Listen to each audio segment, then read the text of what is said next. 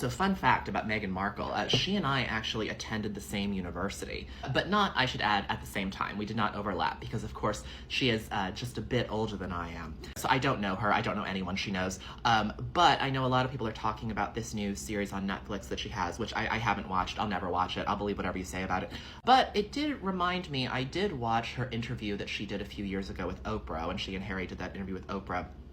And I remember at the time finding it interesting. I don't really have a particularly strong opinion about her one way or another. I don't know enough about her, to be honest, to really have an opinion.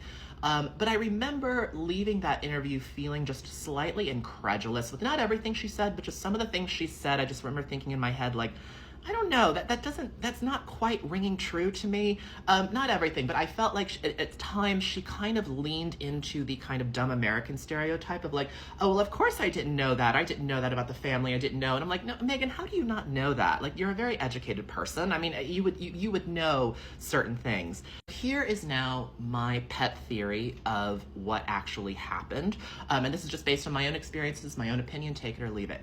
I think what happened is that she, an American, coming and meeting the family for the first time, I think they were sitting down to lunch, perhaps, and Meghan posed the very fair question of, why do you eat beans on toast with a knife and fork, but for Ryan Warden on TikTok to eat a crumpet with a fork is the biggest scandal of 2024?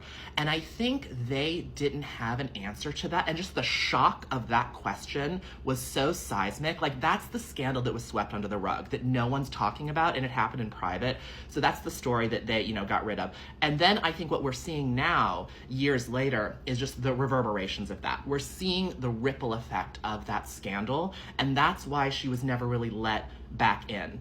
It was either that or she ate hula hoops directly out of the bag. It could have been either of one of those, but I think it was the first one, to be honest.